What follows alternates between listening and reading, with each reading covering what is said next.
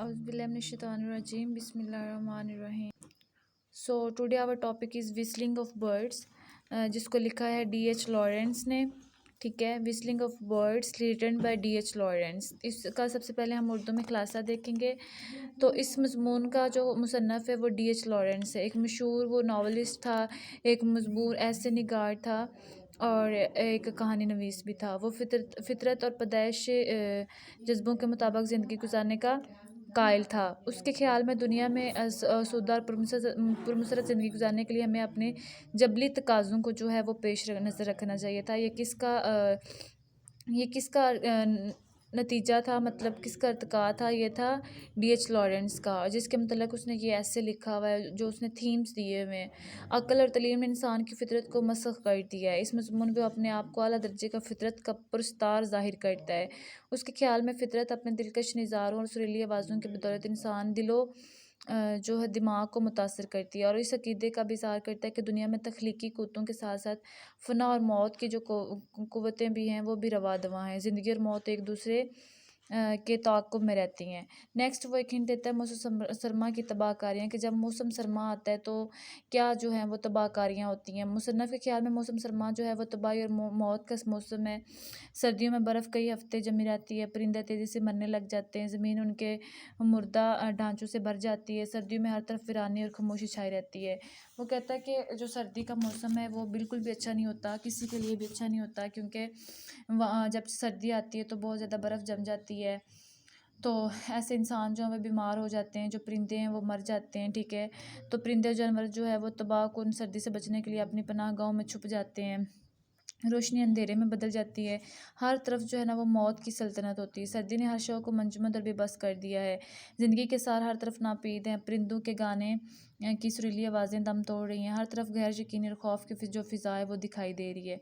Next वो मौसम बहार की आमद का जो है वो तज़किरा करता है. तो वो कहता है कि अचानक एक सुबह एक गैर मुतवक्को तब्दीली नज़र आई.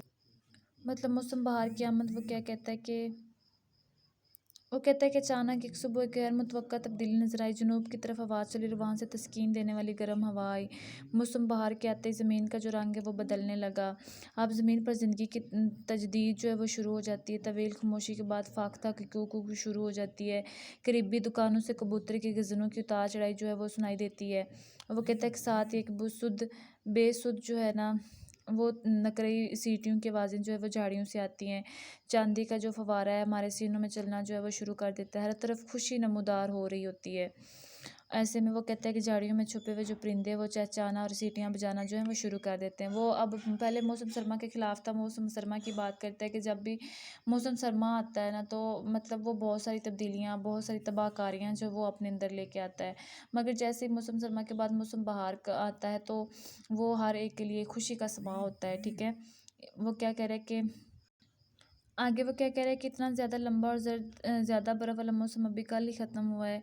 इसे हम ज़्यादा अरसे तक याद नहीं रख सकते. ये रात की ख्वाब की मानद गैर हकीकी है. मौत और ज़िंदगी का जो मुकम्मल तज़ाद है वो अजीबो गरीब है. जहाँ मौत है वहाँ ज़िंदगी नहीं पाई जाती. फिर एक नया मौसम आता है जो सब का सब ज़िंदगी है, हर और नेमत के एक चांदी जैसे फव्वारे की मानद है. कभी एक है तो कभी दूसरा है.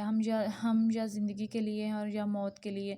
हमें मौत आती है और हर चीज़ तबाह हो जाती है. रोशनी अंधेरे में बदल जाती है. ज़िंदगी बुलंद होती है तो हम बेहोश नमदार चांदी के फव्वारों की तरह होते हैं, जो शगुफ़ों की तरह बढ़ रहे होते हैं. हर चीज़ से मुतज़ाद है. जहाँ एक है वहाँ दूसरा नहीं है.